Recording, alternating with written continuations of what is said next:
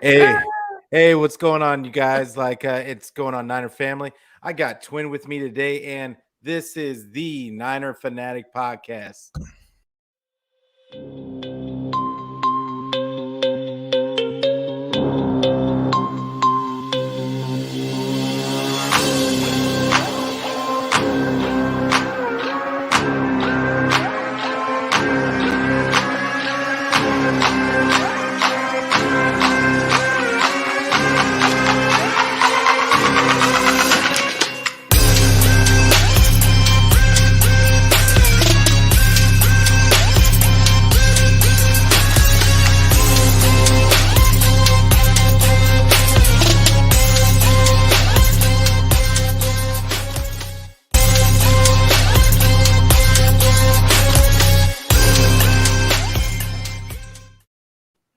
Once again, it is me, Peter Lucas. This is the Niner Fanatic Podcast, and I got with me today Twin, and I think you all know him on Twitter. You've seen him on Twitter, seen him and heard him in the spaces.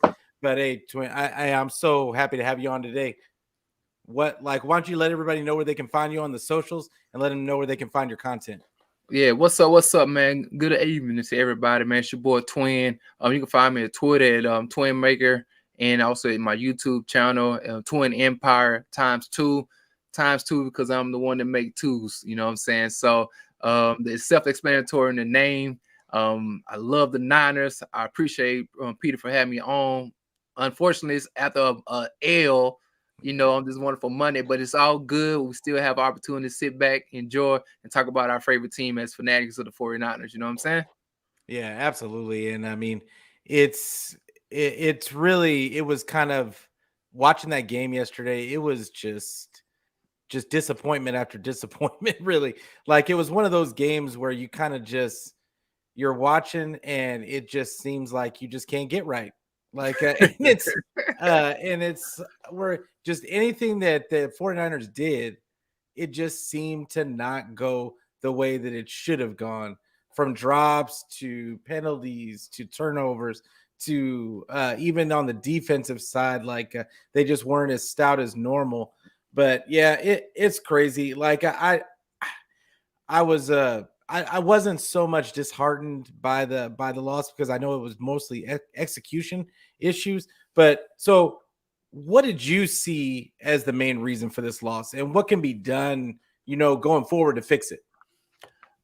So previously, before the game, I gave my keys to the victory on Sunday, and one of my things was this: turnovers, the turnover battles. As I was looking over the league leaders and turnover differential, the Eagles were number one with 11. Right, we all know at the time, I think they were 5-0 at the time, and we was only +1 in that department. And I was like, ooh, we have a low margin for error, but our defense is like a top level defense. And so I was looking over the stats and I saw that, man, they run the ball really well. I think they average 168 yards rushing per game coming into that. And as we know, our defensive line was in shambles. And so one thing I knew was like, man, if our turnover ratio is off, our margin for error is so tiny that this could be a very, very big issue. And as we saw, they pounded the ball down our throats. And I thought that was like the number one reason why we got into a lot of issues, in my opinion. Yeah, and I mean, you're spot on. Like, I mean, it was just, they did to us what we normally do to other teams. And it's crazy, because I named this show that the 49ers need to find their identity. Like, I see their identity. It seems every season this team kind of loses their identity, and then they find it like almost halfway through the season, and then they go on a run. I wish that we got such good players on this team, that I wish that for once Kyle would just establish his identity and just go with it and make people beat your identity. And yes, you might lose some games. Got a question. Do you think we have one identity, and one of our issues is that we might not have multiple ways to do certain things, because we only do have one true identity, which is what we know, like running the ball, time of possession, and low turnovers? I mean, that's a great question, but I would say that this team has, and you're right, like they probably should have multiple ways to beat other teams, but I think for the quarterback that we have currently, we have to trust in the way that wins with him, and which is they need to run the ball. I don't care how you do it, but you cannot have Jimmy Garoppolo throwing the ball 41 times and and our running backs only getting the ball, like I think they only got the ball 14 times. Yeah, it was like 16 rushes or something like Yeah, that. it's that's not a recipe for success with this team. Now, other teams like the Bills, they could get away with throwing the ball 63 times and pull out a victory. That is not our team. And the 49ers, but it almost makes it worse because of Kyle's propensity to like only trust in certain pieces on the team. And so we got these running backs. We got Jeff Wilson and we've got Tevin Coleman that just got back on the team. But because he's been with Kyle in his system, he trusts them more than a TDP and a Jordan Mason. I think that is the main issue. I think that Kyle just is so slow to trust that it's not about your trust. Just get the talent in there. Let the chips fall where they may. You brought these guys in. You brought them in because you thought they have talent, and that's where I go with the game yesterday. Is I feel like Kyle doesn't use his talent in the right manner all the time. I don't know how you felt about it. Well, to kind of add on to what you were saying, so the talent that we do have, like you're talking about, we could have a Jordan Mason or a TDP who are talented backs that not necessarily getting the opportunities, right?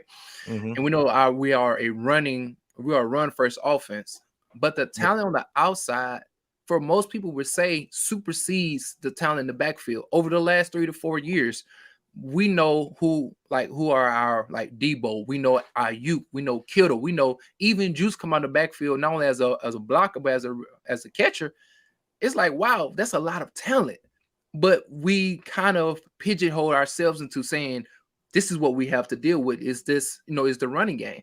And then you look on the outside, I was like, man, can we look at these other guys and say, let's use them in a more, and even though we do have, maybe Jimmy, and I'm trying to give Jimmy all the props in the world, you know what I'm saying? For sure.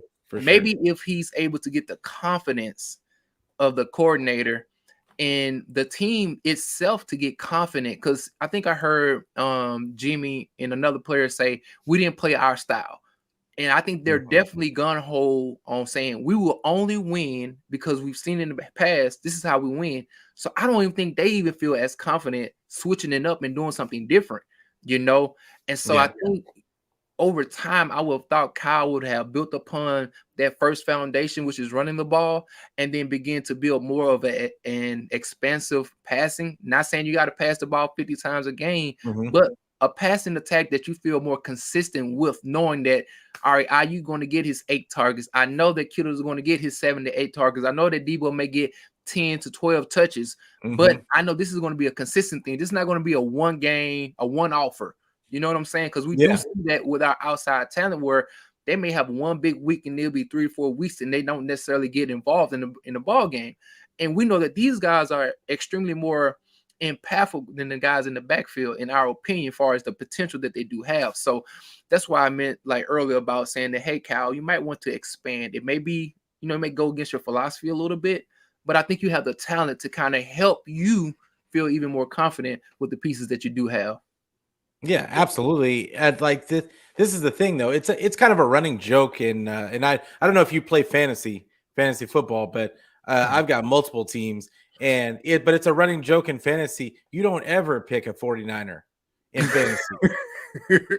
Why? Why would you do that? Because you don't know who's going to get the ball from week to week, because Kyle thinks that he can outsmart everybody and thinks that, oh, well, when you think I'm going to zig, I'm going to zag over here and I'm going to start getting the ball to Charlie Warner.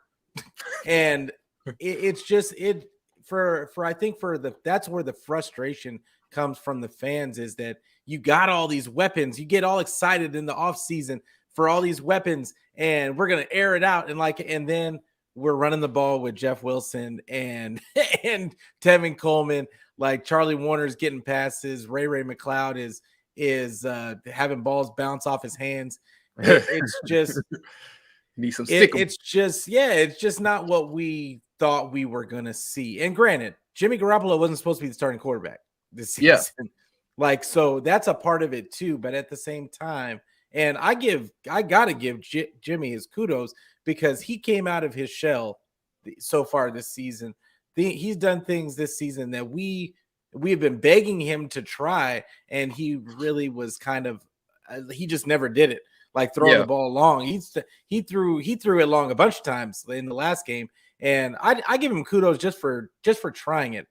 And there was a couple of times where he hit guys right in the hands, and they just missed it. So yeah, I was like, womp womp womp, like it was. But it's why do you think this offense as a whole is so bad? Is it Jimmy?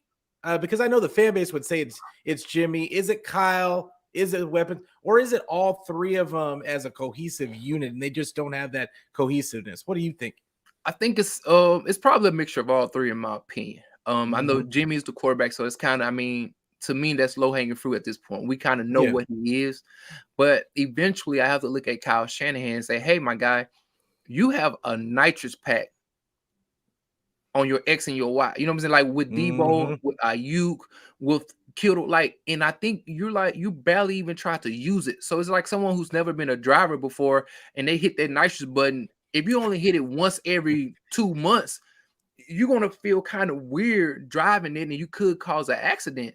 But if your coach gives you the confidence that we're gonna hit this thing once a week, you begin to build confidence. And that's what I'm saying with Jimmy. Absolutely. All right, he's throwing the ball more. He may not be hitting the targets, or the receivers may be dropping the ball, but the more you do anything, the more confidence you get. What is practice? Practice is nothing but understanding. So the more you begin to expand your QB vision, as I like to say, playing Madden back in the day, the more comfortable you get seeing things and throwing it and trusting your eyes. And then your wide receivers will know, because I think like what's my guy who missed the ball?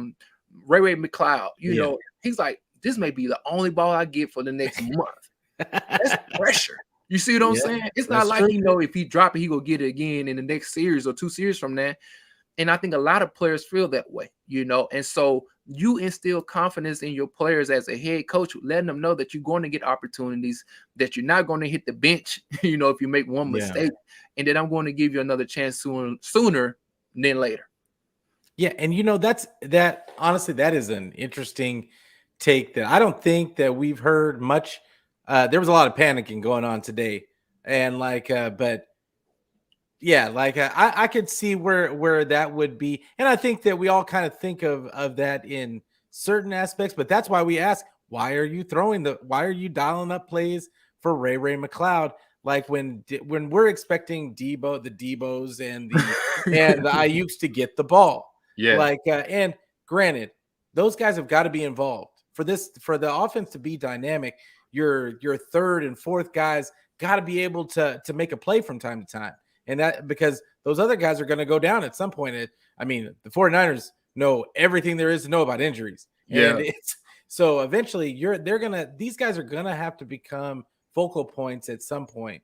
And they've got, like you said, they've got to have the confidence to be able to go in there and just next man up.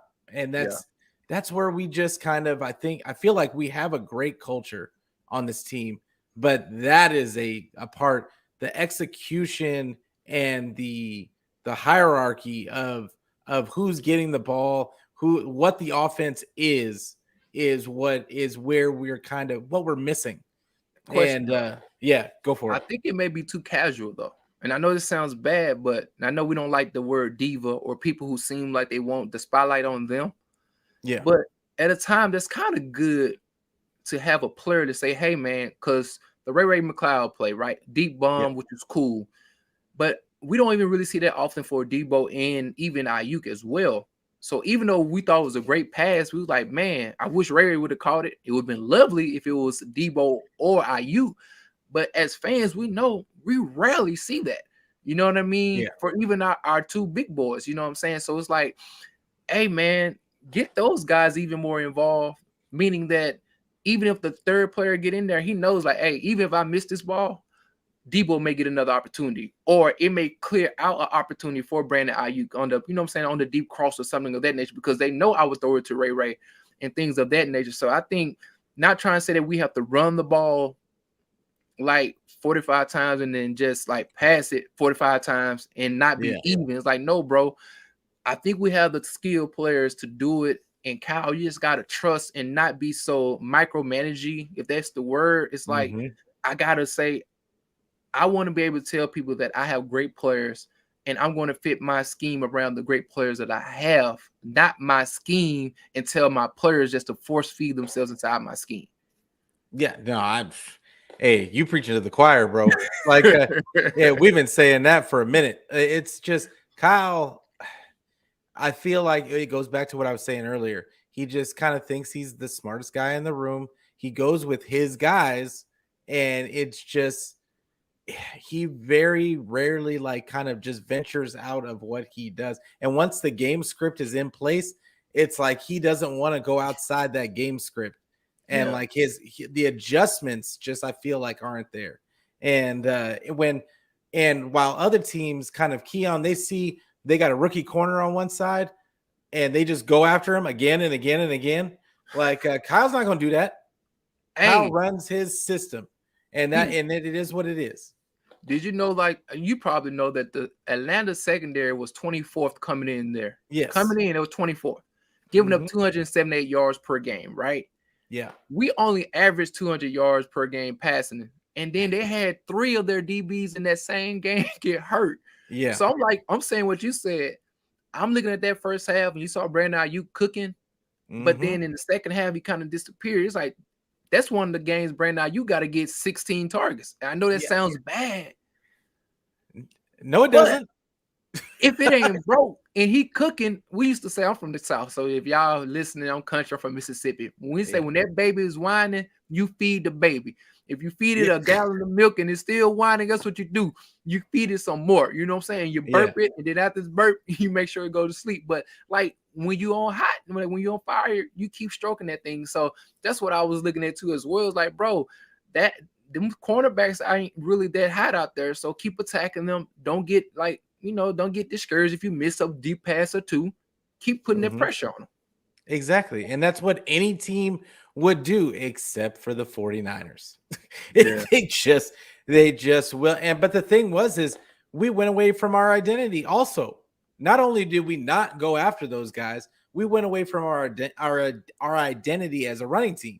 And Jeff Wilson only got 7 carries. And granted, we were behind 2 touchdowns at early on. But then they got those touchdowns like right back, and we still went away from the running game. Identity, and I think Kyle needs to decide, if you're not going to have this identity and you've got these weapons and if you want to do that, that's fine, but there's got to be a flow. I think that's what we're missing, is that guys can't even get in rhythm. They can't even get in rhythm because, like you said, Kittle's getting the ball. He gets four targets right in the beginning of the game, and then he doesn't see another target until the third quarter. What did you hit it? I don't understand. I don't understand. Like, I mean, if anybody that played sports knows that once you get into a groove, that's when you just keep going. It's called a heat check. Exactly. And we just gonna keep throwing them up, chucking them up until we miss. So you just gotta do it. And and just to say, go ahead quickly before you move on, and this is one of my things. I don't know, it might be tying on to your next question or whatnot, but so if we do have these type of players that if they were on fire, and you don't feel like we're getting enough opportunities, my thing to Kyle is this, my guy, what do you have against speeding up the tempo? Running a little no huddle, running a little hurry up. I'm saying you just hurry up, get to the line, take your time, but just the look in the second quarter, in the third quarter, not waiting. Well, this fourth quarter, he didn't even wait to do it even then. But just like when you see your offense is sputtering, I think you have the outside talent in the players with the ability to kind of win one-on-ones, like you said earlier, with our use with the Debo, with the Kittle, to say, hey, hurry up. I'm gonna see, okay, they in the two, they in man-to-man, they in the zone, the robber is down, or the robber, like what they're doing, okay. BA, I'm looking at you. Let's go. Yeah. You see what I'm saying? It's like, why don't we do that to kind of help our offense? Because we've had a stagnant offense for a long time now. You know what I'm saying? So like, that's just my 2 cents on that situation there. You know what I'm saying? Yeah, no, I feel you. And it's it's just frustrating. Like, I mean, you brought up another point about the time management. The time management was terrible, but we very frequently with this team, it wasn't just this game, very frequently with this team, we don't go for like 2-minute drills. Very rarely. Like we just don't. We just run out the clock and try to go to the half. Yeah. Like that's what we do, because it could be one of two things. It could either be that Kyle doesn't trust Jimmy, which I don't care if you, and this is the thing, we use trust a lot with Kyle. Yeah. Like, but I don't care if you trust him. You just got to run the play. Just run the play. If it doesn't work, it doesn't work. So you 7 years. Well, we 7 years in now. 5 years. Come on, my guy. Yeah, I'm saying it's just, if he doesn't, you've just got to run the play. If he doesn't make it, then okay, he didn't make it.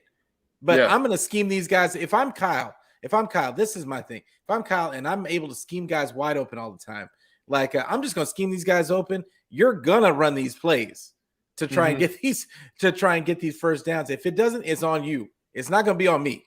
Yeah. And I know that kind of goes against the whole team aspect of football, but the reality is that's where you're at right now, because what you're doing isn't working. So you need to show that, hey, you need to prove to us why, and prove to us is probably a bad word, but but you need to prove why it is that you are the head coach, why you are this offensive genius supposed to be, and and then leave it out there for there to be no doubt as to why you are who you are. And your guys just got to come with you. They just got to come with you. That's leading to me. And I don't think proven is the bad word. Proven is this: you have a group of men, 53 men, who are looking unto you as their leader, you know? And so to show them that you believe in them, prove it to yourself and say, hey, there's nothing wrong with saying that I must adjust, or there's nothing wrong with saying that I have to add some things to my arsenal. No one would be mad at you, Kyle, for saying that, hey, the running game is the running game, but it's okay to be just as efficient or proficient in the passing game. I watch basketball a lot of times. Everybody, like, I'm a Warrior fan, just so y'all know out there. So everybody say the Warriors can shoot threes. Okay, but they're one of the most proficient two-pointer teams there is, though. Yeah. Like, we know them for shooting threes, but they shoot just as high in the 2-point area, in the mid-range as well. So that means that in all three phases, you are dangerous. Even though you do one that's extremely well, which could be our 49ers running the ball, you still feel comfortable to have these other keys as well to be just as confident in as well. So, like, that's what I'd be thinking. Like, Kyle, come on, my guy. You're a genius, so they say. Prove it to yourself and us that you have the ability to adjust and be multidimensional in other areas and be as confident in the other areas as well. You know, don't let your confidence drop because you want to start passing. Be just as confident in those passing plays as you are in these schemed up running plays as well. Yeah, absolutely. Absolutely. And now that you just talked about the running game, we're going to get into the running game, which is, and what is wrong with this running game, because the offensive line, in my estimation, has played pretty well. From what I've seen, way better than what we expected. Because everybody was expecting this interior offensive line to be trash, and it is not trash. They're doing, I think that they're doing better than we've seen in a long time in pass protection, especially. But even in the running game, Wilson is getting gaping holes to run through. Like in a lot of the time. Now, granted, this game he was just running into walls, but Kyle was calling just runs up the middle. There was nothing really creative. Nothing creative, no motion, no nothing. Like it was a really vanilla run scheme for this game. And I know that I saw Grant asked him the question about it, and he kind of just blew it off like, well, it was the game script and like we got down, so we were. That doesn't explain to us why why you were running the ball the way you were running the ball. Yeah. And a lot, Kyle does that a lot. He just doesn't like to answer the question, and it comes back to ego. Like it comes back to ego. But what do you think is wrong with this run game? Why does Kyle refuse to not use anybody outside of his trust circle? I think you said it earlier, like just a couple seconds ago. His ego, man. I think again, like the ability to come in there and give misdirections or just different looks with different running backs, it helps sometimes. Even a different burst of speed or the quickness that a TDP may have, or even a Mason may have. And dude, you have I know his playbook is wealthy. You know what I'm saying? Like he has a wonderful amount of plays. You tell me there's not 5 plays that you got that Mason can go out there and run confidently. Tell me there's not 5 plays that TDP can go out there and run confidently. You tell me just running him TDP as a fullback for 1 play and that's it is enough.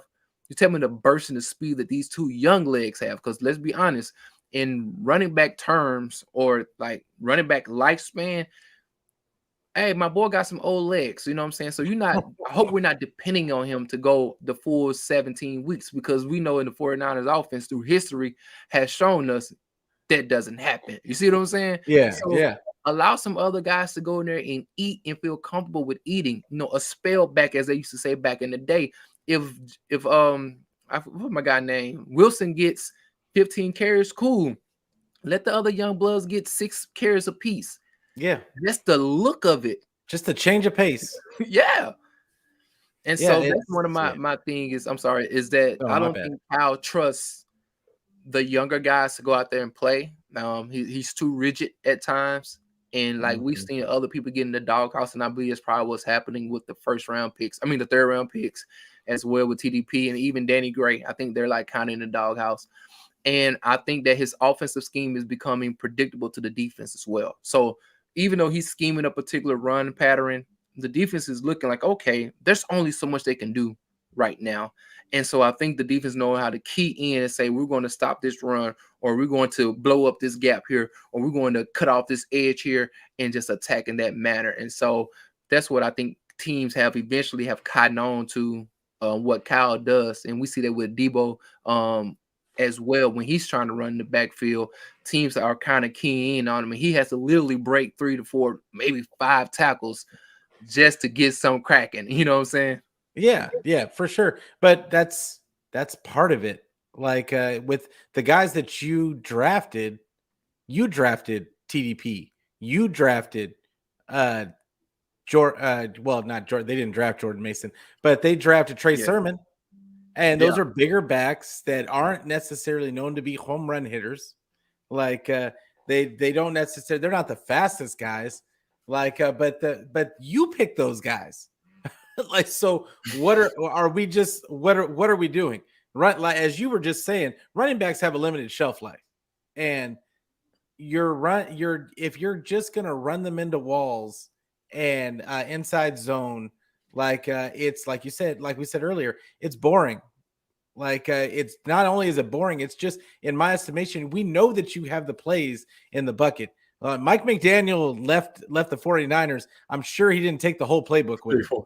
Like, you know what I'm saying? Like, it's just, I want to see some more of that motion and give these younger guys the guys with fresh legs. And like you said, everybody, it doesn't necessarily have to be a whole bunch of carries, but you saw last game against Carolina when Jeff Wilson got that change of pace back with Tevin Coleman.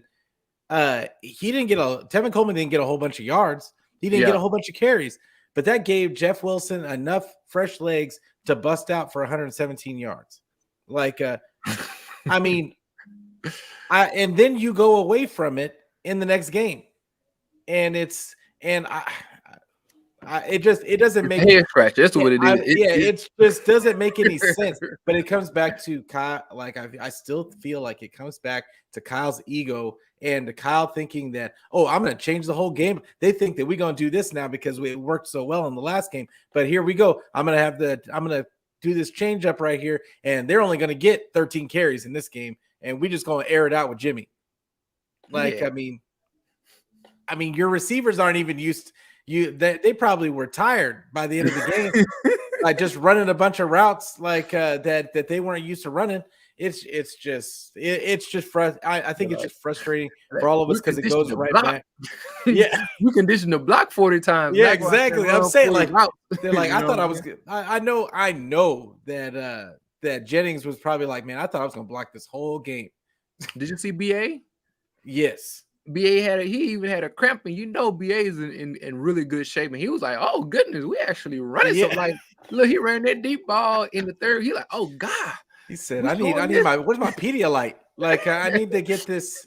I need to rub this cramp out. Like, but it's I need some milk. But yeah, it's just you're asking these guys to do stuff that they're not used to doing. So there's no continuity, no consistency, and they don't get to become good at it. Yeah. Like you're expecting them to. This isn't Madden. Like you ain't trying out new plays every week. Like that's just not what people do in the National Football League. But hey, do you think? Go ahead. I would love for them to not wait another 3 weeks for an offensive showing like this to happen, or to be even down 14 points to throw the ball 40 times a game. Yeah, I would love it if you guys are 0-0 or even up by 7 to give the guys confidence and still throw the ball 30, 35 times one game. Even allow Jimmy to make some mistakes. Because I tell people, this is my little philosophy. If you have a top 5 defense, that gives you the ability to say, even if my quarterback messes up, I got some boys over there who willing to go out there and go to war, who can really turn the game over anyway. So it's like, it's not like your defense is sorry. You know what I mean? So that should give you more confidence as a play call to say, let me not be so far and in between, you know what I'm saying, and still allow these things to happen and create some type of some issues for the defense. You know what I mean? So that's what I feel about that as well. Yeah. So do you think that TDP and Mason will ever get the ball? What's the over under on them ever getting more than 5 carries? Barring injury, I think we will continue to see, because we didn't see that much Tevin Coleman this week anyway. So next week, I believe he will play. Wilson's not hurt as well. So, and I also think, what's my guy name? Kyle Juszczyk will get some runs, and also you still got Debo. So, barring injury, man, maybe 4 to 5 carries, maybe 4 to 5. But that's a long shot. You know what I'm saying? I'll take the under if you ask me. You know what I'm saying? Yeah, every time. Yeah. And that's the thing is like betting, fantasy, whatever. You just can't bet. You can't bet on the 49ers on what they're going to do, because every week is something different. And I think that's what, while it makes the team like kind of deadly in some ways, because they play up and down to their competition all the time. Like, so Atlanta, they play an Atlanta team like Atlanta. They play down to their competition. They play a team that's bad, like Bears, like the Broncos. They play whoever they're playing. They play down to that level of competition every time.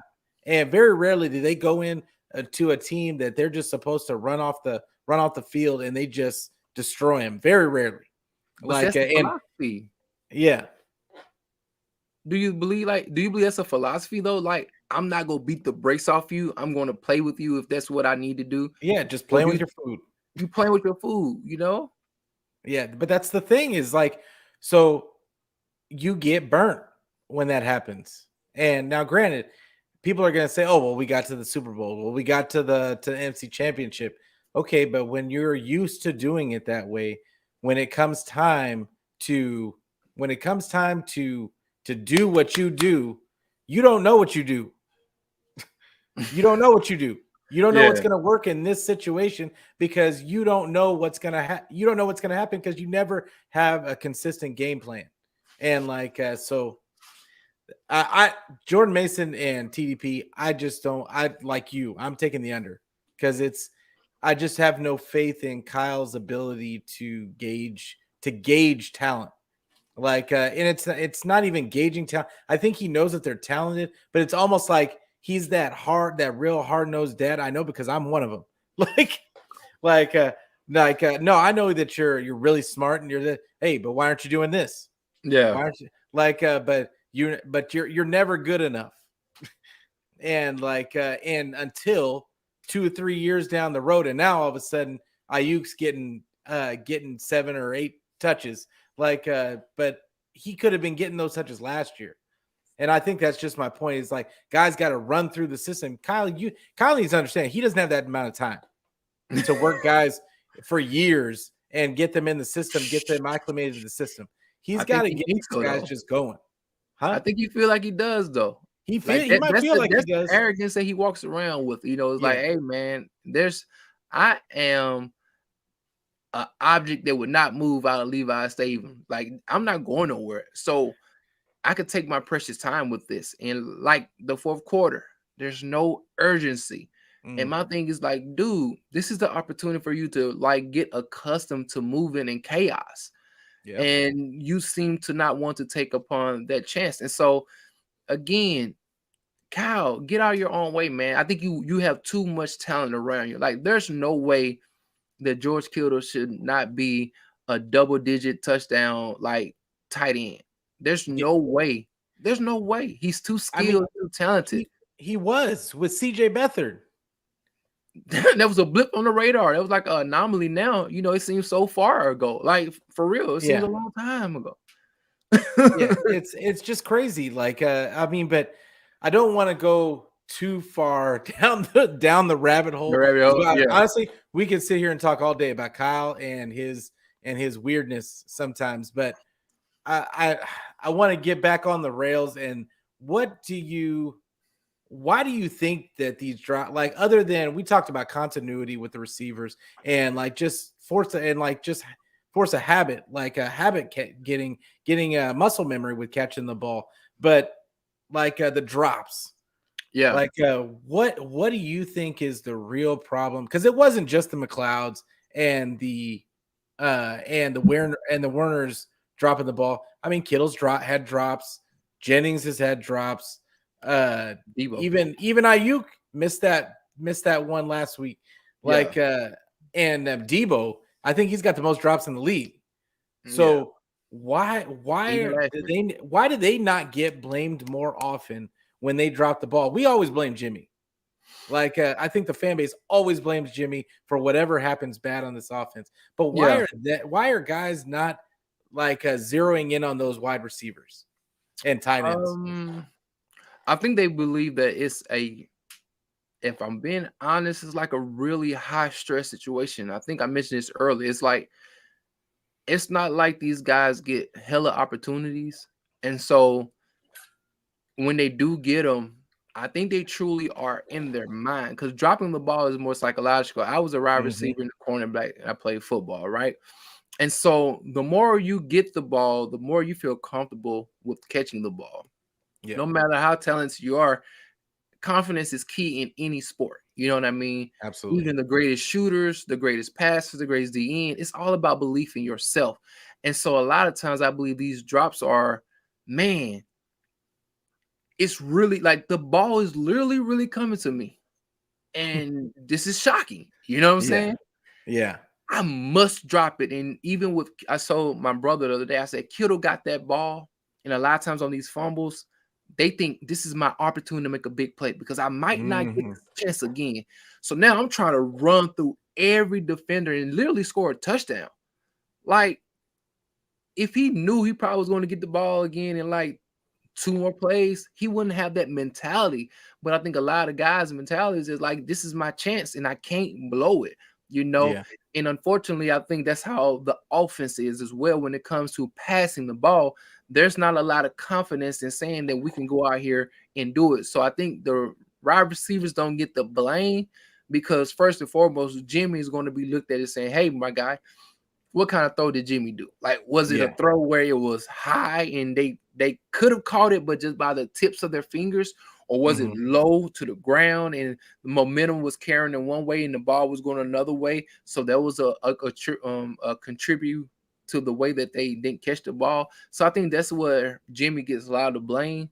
But then also, again, like I say, our guys have butterfingers at times as well. So I think it's all about just that repetition in game to know that if I'm going to get the ball thrown my way a consistent amount of time, my hands will become a lot more sure, and I will become more of a true possession wide receiver and to catch the ball. For sure.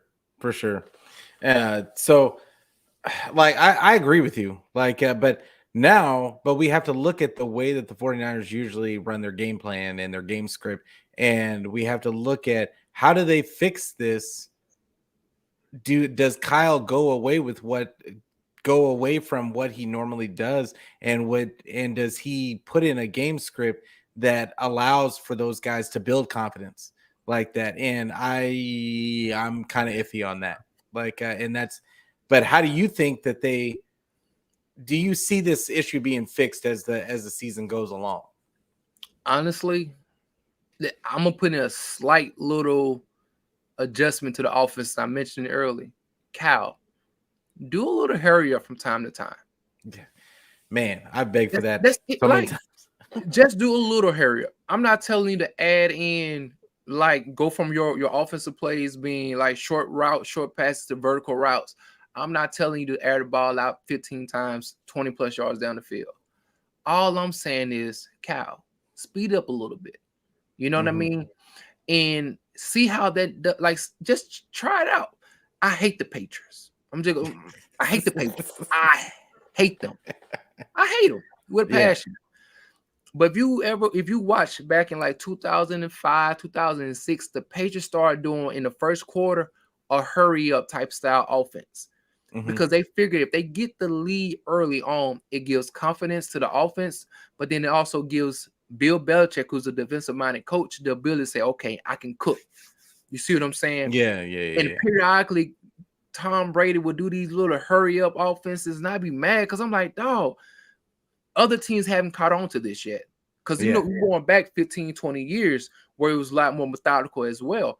And so I'm looking now at Kyle Shanahan like, hey, man, if you know that Jimmy Garoppolo came from that tree, from Tom Brady, you know what I'm saying? Yeah. Let him pull from that. Let him get a little confidence when he first came into the league. This is what he saw done in front of him. And so extend to him that grace to say, hey, my guy, I'm going to give you this 3-4 times in the first half to go out there, run a little hurry up, wink, wink to George Kittle, wink, wink to George Kittle again, then wink, wink to Brandon Ayuk. Yeah. And then we can still run the ball. We can still hurry up and run. You can be in shotgun, you know, with the back beside you, do a little running back dive or something of that nature, but still just the pace of play exude confidence in your players. And then you telling your players, I trust y'all. Yeah. I trust y'all because you've been with me for 4 to 5 years now. Hey, go out there and get a couple of plays, make a play, make me look good for trusting you. You see what I'm saying? And I think that helps a lot. That's a great point. That is an excellent point. And, you know, I think back, there was a time last year, I think it was in the Texans game, where the 49ers did with Trey. They did a hurry up off just for a few plays. And Trey started cooking. And it was just one of those things where it's not even so much like, it gives them confidence, of course, but also what that does to the defense, because it keeps that personnel on the field, and it doesn't give them a time to group and look at your personnel grouping and kind of come up with a real defense. They have to kind of go to a vanilla, almost like unless you give them enough time to call to audible out of it. But it does, and with these types of playmakers that you have on the outside and the inside and the like at the tight end position, it's just it would behoove you to go ahead and try and put these defenses in bad situations like that, to where they're having to think on the fly. That is a great point. That is a great point. Real quick, check this out, my guy Pete.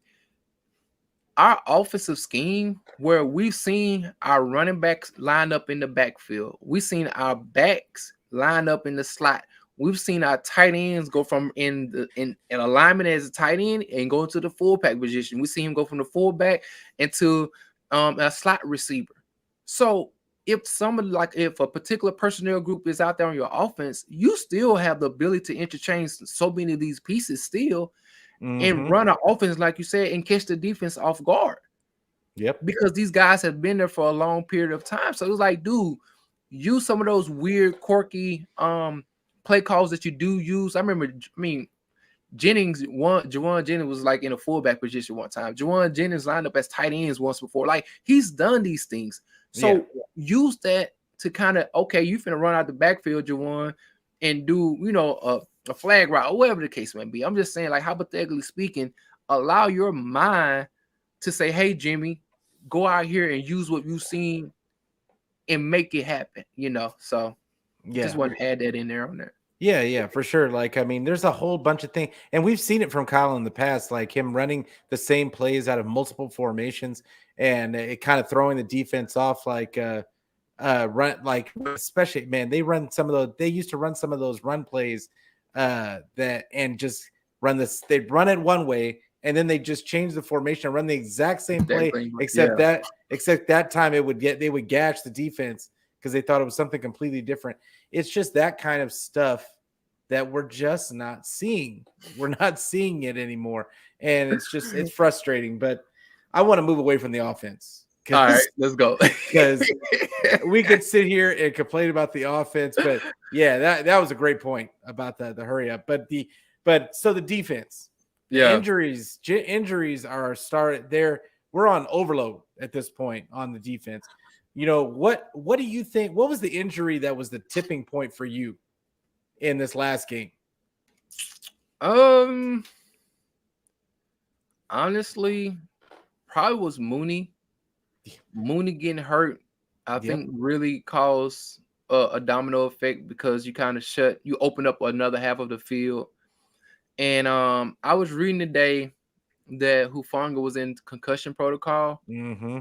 And for a team like Atlanta that ran the ball so much and got to the second level so often, I was watching that game, was like, hey, All-Pro Huff, where you at, my guy? I don't know about you, but I really didn't see him throughout that game for real.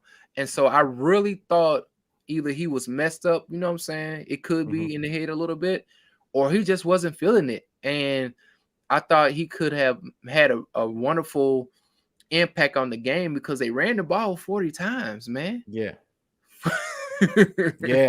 So that there killed us. And I think just the depth as well, just with the defensive line. I mean, when you are on your third string D lineman and they gotta do, instead of having only 20 snaps, now you're doing 35, 40.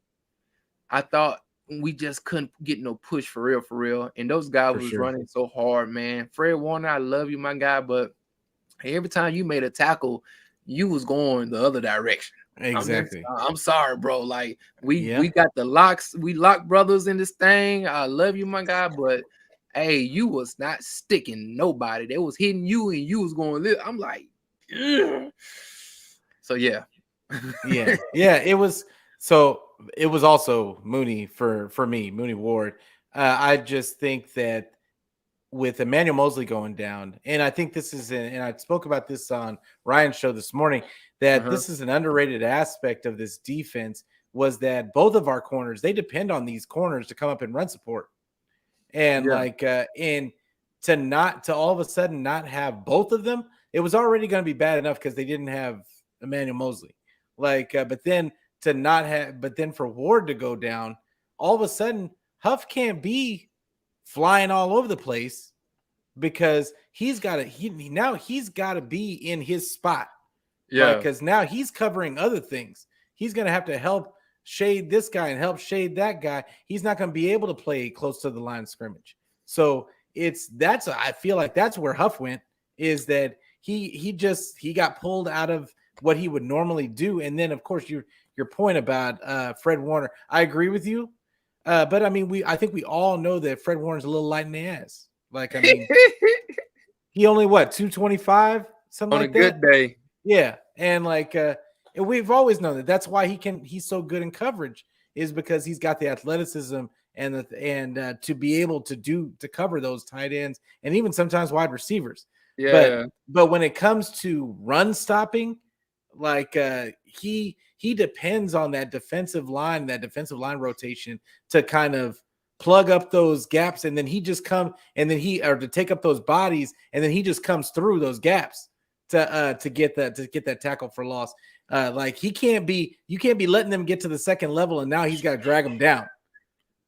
I feel like because him, boy.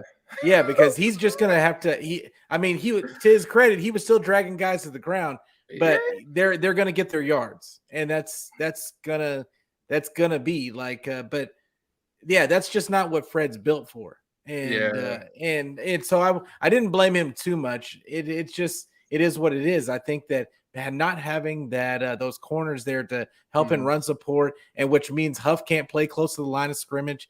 Which means the defense was really playing complete. You saw them play a lot of off coverage. Yeah. Because they did not trust their corners to stay in front of those guys. Like, even though they don't have great receiver, they had Drake London, who's not a burner. They got Zacchaeus. He's got a little bit of speed to him. Pete, they only threw the ball 14 times, though. Yeah, no, I feel you. But like at the same time, they didn't want to get beat deep. And I felt like that's why they weren't playing so close to the line. And don't beat me down. But I was surprised that we didn't see more blitzing. Because that was what I was expecting to see when they started running. Like that. I was expecting for them to start some zone blitzes to get to just get some guys in the backfield. But we wasn't giving up large yardage, though. I think they only averaged like 3.6 yards per carry or something like that. And so when I mean about Fred, it was like he'll stop him behind, like he'll hit behind the line of scrimmage. Yeah. Then they'll drag him for an extra 2 yards. And this happened, and it'll be like we'll get down 3rd and 2. And I seen Fred on one play. He hit that gap. And I know exactly which play you're talking about. And I was like, oh no. And like the momentum, you could see it's kind of like the energy, the life was kind of getting sucked out of those guys. But what quarter was that? I think it was like around 3rd quarter, man. Yeah, exactly. The 3rd quarter. It was around that time. And it's like they didn't ran the ball 25 times, 30 times by then. And they were initiated, like you said earlier, they were playing our style. So now they popping you in the helmet. They hitting you and you falling back. And it's like, because even if they blitz, I think D'Amico was saying we're getting there, guys, but you're not wrapping up. A lot of our tackles is like you're there, but we're tackling bad and not very clean tackles. And so that kind of messed it up a lot for us as well. And so hopefully this game we'll have more fresh bodies who can hit harder at the point of attack and kind of get some things shifted in the other direction for us. Yeah, and also that don't think that rotation of defensive linemen, when you get injuries, that many injuries to your defensive line, you got some good guys like Amenahu and Ebicom, and who was in and out of the game, and then you've got you got a couple of the other guys, Drake Jackson. It's not that they're not good players, but all of a sudden they're playing a lot more snaps. Amenahu did good to me. He messed the edge up a couple times, but to me, he did all right. Yeah, no, I think overall this defense, I mean, they gave up 21 points. I think without having Bosa out there, who's a dynamic player, without having Kinlaw and Eric Armstead and all those guys that would normally be getting a bulk of the snaps. But then all of a sudden now you've got Amenahu and Ebicom and those other guys, Kevin Givens and all those other guys getting the majority of the snaps. And now you got to get other guys that are might have just gotten there, like Spence, and you got those guys that are getting a lot of snaps. It's just a different type of rotation at that point. And that's what happened to our pass rush. I think we only got we got 2 sacks, and we've got I remember seeing that we only got 5 QB hurries or whatever the case was. Yeah, it wasn't a lot. So I just think that the injuries were, those corners going down really kind of hurt D'Amico's scheme, and we almost started looking like we did in the beginning of the year last year when he didn't really know who he was going to have at corner. And For Yep. us to only give up 21 points, though, do you think that our offense could have? Do you think to only give up 21 points with the slew of injuries that you just mentioned, that we should have been saying, "Hey guys, we got y'all. Oh, for sure. We For we let sure. we could give you at least 24, 28 points. You know what I'm saying? Today we got y'all. We gonna hold y'all down. Y'all been holding us down throughout the entirety of the year. This one, But that's what we've been saying all season. oh, yeah. Like, is that we said this defense, I know that I've been saying on my show, this defense is not going to be able to do this all season long. They're not going to get a pick six every game. They're Yes. they're not going to be able to hold teams to 10 points or 9 points every single game. Like, it's not, because you're going to have injuries happen, and and eventually they're going to give up some points. So your offense is going to have to do something. Yeah. But we're still, and I think the week against Carolina kind of gave everybody a little bit of hope, but then we just Why? went we Why though? it gave them hope because the running game was working. It's the That's really what it Panthers. was. I get it, but people just, human beings just need hope sometimes. And like when they see something good on especially on tape, they're like, okay, see, we can do this. We can do this all the time. Yeah. And that's how people get. And that's how Twitter gets. Like Yeah. the very next week after the Carolina game, everybody's expecting us to run over Atlanta. And I was in the spaces and I said, and I got cooked by in one of the spaces saying that hey, Atlanta is nobody to be trifling with. Like I liked Arthur Smith as a coach, Yeah. and I thought that they were playing hard for him, and they were putting up points. I Yeah. said, don't think just because, and we got a lot of injuries right now, don't think it's going to be an easy game. Uh-huh. And man, oh man, they were just like, oh well, if they don't run over him, it's Kyle's just a terrible coach, and like all the, how they get. It's the Like mentality, man. yeah, The it's just mentality. When I mean mentality, it's the mentality of the Falcons that I believe you saw was like, okay, it might not be a team that everybody notices, but if I watch them on film, they pop. And yeah. I think you have to just not look at the name and the names that you don't know of, for like the Mm-hmm. name Atlanta or who knows, or the names on the jersey. Nobody really knows those guys. And if you don't look at the tape and film and see, oh, they play hard, they hit hard, they play for their coach, and they have a philosophy that they're sticking to, we Mm-hmm. want to have some trouble because this is not the Panthers who are willing to fire Smith the next game. Like, no, The bro. next day, The and trade Robbie Anderson. the next day, like, and put up what's Christian McCaffrey on the trading block. Yeah. Like, this is not that. Yeah. They're doing a resale. They're trying to get one of these quarterbacks coming out of college. They're not, you know what I mean? So yeah, I definitely can agree how you can have that stance and people come at that if they're not necessarily looking at the team that we're going to play against next week. Yeah, and I still thought that, I said before the game, I still thought the 49ers were going to win. Like I thought that they would come out with enough defense, and because I thought that our players were just better than theirs, and and I thought that they would come out. I thought they might have a little bit of momentum going into this game, and nope, we stopped all the momentum. No momentum. Like, but so who do you think that they need back as soon as possible? Back, I can't even say that. I'm sorry. There was the inner child in me said something else, but I couldn't even say that name. Back soon as possible, and only on one person, only on the offensive defense. So you saying it doesn't matter?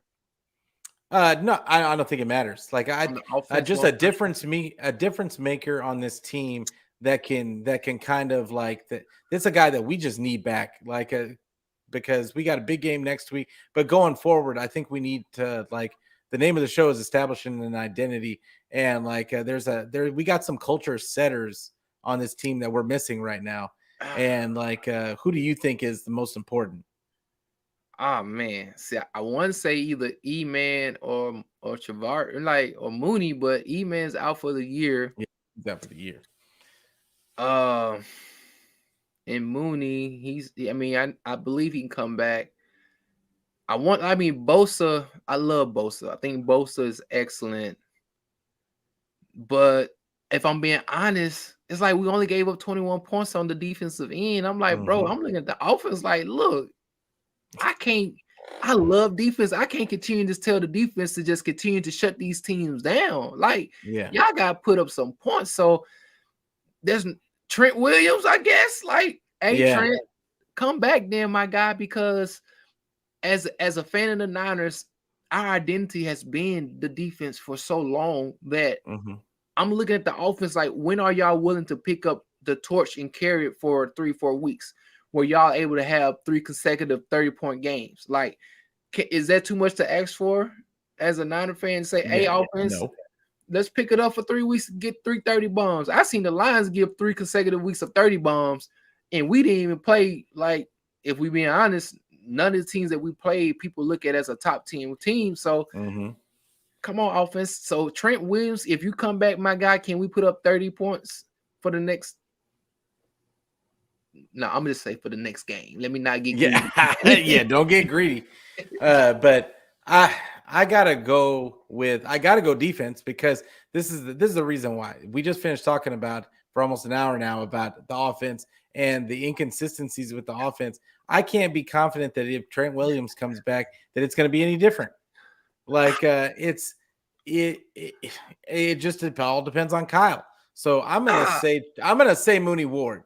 I'm gonna say Mooney Ward for me. Like he needs to come back, because even though they only gave up 21 points, I think he gives DeMeco a level of comfortability in what he calls. Like that's going to help this defense. So like I'm gonna and maybe they keep instead of 21 points, they get 14 or 17. I don't know. Like but it just get because I don't feel like that is the injuries are the reason the offense is struggling, if that makes any sense. But we have more injuries on the defense, though, man. No, I get you. I got you. Like, but this is the thing. Like, I just finished talking about like the responsibility that they give Mooney Ward, and I think that's why he flourished so much this season. People weren't thinking of this guy like a shutdown corner before the season, but he's been able to flourish in the system because of that pass rush, and I still think that he can do that even with Bosa and them out. I think that they still could get the pressures if they could just get another second of coverage. So it's Mooney Ward for me. Like I just Mooney, baby. Big up to Mooney. Just to give Huff a break on the coverage side. So it's that's the way I look at it. But so can this defense be dominant again this season without, because we're not going to have Emmanuel Mosley again this season. So but it depends on our health, man. Honestly, I mean, can we be dominant? Yes. Can we be healthy? Who knows? That's been the $1 million question. I mean, probably how much our salary cap? About $275 million per year. That's been the $70 million question for the last 4 years. It's like, if healthy, can we be dominant? There's no doubt in my mind that we can be. I trust DeMeco. Hold on. It was said in spaces. Chris is defending his spaces. Like it's not that they wasn't it for me. It wasn't that they wasn't said. Like but there was a lot of people that were saying the opposite, and there were some people that were saying that Chris, you had to stop him a few times, like in the spaces. So what is it? I wasn't on. So we were talking that we had a space. There was a few spaces last week. And we were talking about Atlanta, and people were talking about how we just needed to run over them. And there was a couple of people that said that it was going to be a close game, but then a whole bunch of people came in and started saying, no. Like they should just be destroying we should just be destroying these guys. And so like, I am not saying Chris, or there's a couple other people that I would say weren't, they were pretty level headed with it. Like, but there was but you know how it gets in the spaces. Like that one little 37 points that we scored against the Panthers had people out here bumping they their gassed gums. up. Yeah, they had them gassed up. Hey. And like it is what it is. But gassed up on water. but yeah, regardless, yeah, we heard a lot of it all week, and we're here right now. We're talking about the loss, and it's I just we were talking about. Now I took off my train of thought, but like we were talking about the dominance of the defense. Yeah. And yeah, like so what were you saying about about how they can get back to where they were? Yeah, it's just like you said, I kind of agree with Mooney Ward. I think him coming in will be a big help. I know Bosa, either him or Bosa, you know. Yeah, for sure. It would be awesome if we could get man, we only said one player though. Like if I can get two people, two like ancillary pieces to kind of help with the D-line depth, I think they'll kind of help as well, keep them fresh so that teams won't try to run on us as much as they did, because that's what they're going to see Kansas City or the next team. They're going to say, hey man, they're going to wear down, you know, so continue to attack their defensive tackles, get in the middle, or, you know, get on the edge against those guys. But I think with another week, those guys getting repetition, the guys behind these guys getting more comfortable, knowing their assignments as well will help us out a lot. So bring back Mooney. Hopefully his groin is okay. That he doesn't have to do nothing too crazy. I think DeMicchio will have a little more. I think he got a little, I ain't gonna say comfortable, but he was doing well with what was working with him. And so now he has to change up some things when it comes to his play calling. And so this was the first week not having a lot of his pieces. So I think he probably said, okay, it was cool having all these other pieces, but now I got to adjust now. You know, now I got to play chess in a different manner. I got my I don't know if you play chess or whatnot. You play chess at all? No, my wife does. Like she's trying to teach me, but like because my daughter right now is better than me. Okay. Well, some of the pieces like the knight or, you know, the rook, when you lose those pieces can do some wonderful things, and you got to adjust, you know what I'm saying, schematically how you're going to go about attacking. So I think I trust, again, the defense more so than I do the offense. And I think the DeMicchio Ryans have had, like even last year, shown the ability to adjust with the things that he do have to play with. Even this year, I think he still have more talent to adjust and play with this year. So just trust DeMicchio to do what he's doing. Continue to, even though we have the offensive genius on one side, here we go again, showing the confidence in the defensive coordinator in the defense with all the other pieces on the other side that I'm like, yeah, I get as many hall passes than anybody, but it is what it is. yeah, for sure. So we play in the Chiefs on Sunday. Big, oh Lord. I mean, yeah. After watching that game last week, of course, makes you a little sick to your stomach, like thinking about what could happen. But I don't necessarily think, like, just because of just what I was talking about earlier, I don't think that it could be as bad as what we're thinking, because this, like I said, this team plays up and down to their competition. Happens all the time.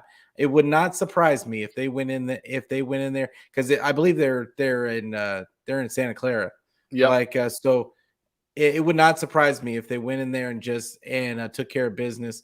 I think it's going to be a close game, but it would not surprise me if they pulled out a victory in that game. And because Pat Mahomes doesn't have the huge amount of weapons that he used to, and now Pat Mahomes is a weapon in himself, like because of how good he is, but I think we've seen this season, and we saw it in the last game against the Bills, is that he can struggle at times finding guys to get open, guys getting open, and even it just makes it a little bit more difficult. They're not getting the same separation as when you have a Tyreek Hill just running free, and now Pat Mahomes is generational talent. Like I've seen him drop 40 on a team for. Like not even using Tyreek, but but how confident are you in the 49ers this week that they can get this win? And what's your score prediction? I believe confidence-wise on scale of 1 to 10, it's like a 6.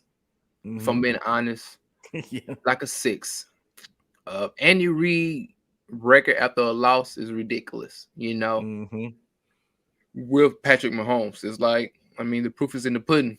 Yeah. They're very confident in their offense, like we are with our defense.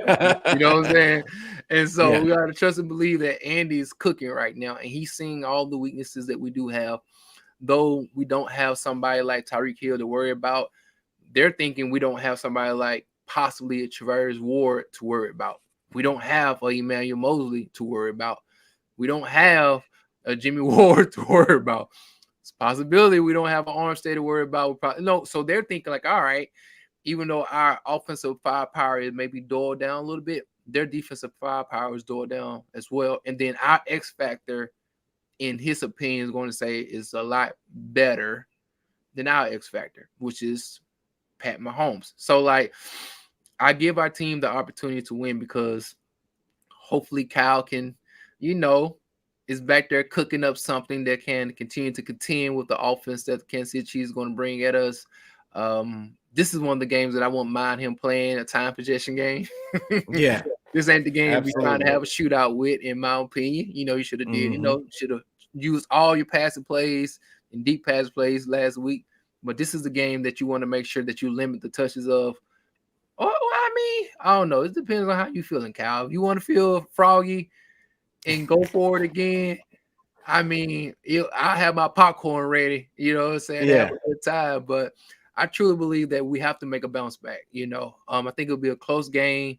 I don't think we'll get blown out, especially at Levi Stadium. I think there's going to be a feel and a vibe at Levi Stadium leading up to this, mainly because of what they done to us in the Super Bowl. I think we still feel a little PTSD from that, and so that in itself should get us up and ready. I think DeMeco is mad of the performance that the defense went out there and showed. I think Kyle is questioning himself just a little bit, saying that, hey, man, I can't be out here giving up 14 points per game. And I think he's telling his wide receivers, you can't be dropping balls when I scheme this play open. You can't be dropping passes on this deep ball when we know the world saying that we don't throw the ball deep and Jimmy putting it on the money. Hey, we can't be doing this. So I'm going to need y'all to not definitely do it against the Kansas City Chiefs, because that instead of being 28, it'll be 48. So I think the Niners, I'm going to always go for our squad regardless. Mm-hmm. We only put up 14 points. Let's say 27-24. Okay. 27-24. You think we gonna score? You think we gonna score 27? Huh? We have to. We average 18 and 19 per points per game throughout the year. Yeah. I mean, listen, we got to put up some buckets. If you can't put up, I remember last year in the playoffs, it's like, bro, if we would just score 24 points per game in the playoff, we would have won the Super Bowl. That's how good our defense was. So, and I'm never going to predict against the 49ers. Like, I'm just, because I honestly think that we have the best roster in football. Like, I really do. And on any given Sunday, I think we can beat anybody. Like, so I'm always going to go for the 49ers. I think that they somehow pull this game out 2017. And I don't know how they're going to do it. Because I don't know what the game plan is going to be. And it's just impossible to predict what the game plan is going to be. But I think that they have the players that put matchup problems all over KC's defense. There's matchup problems everywhere. But on the defensive side, I think that the Bills showed they had a bunch of injuries too. But they got some key performances from backups. Yeah.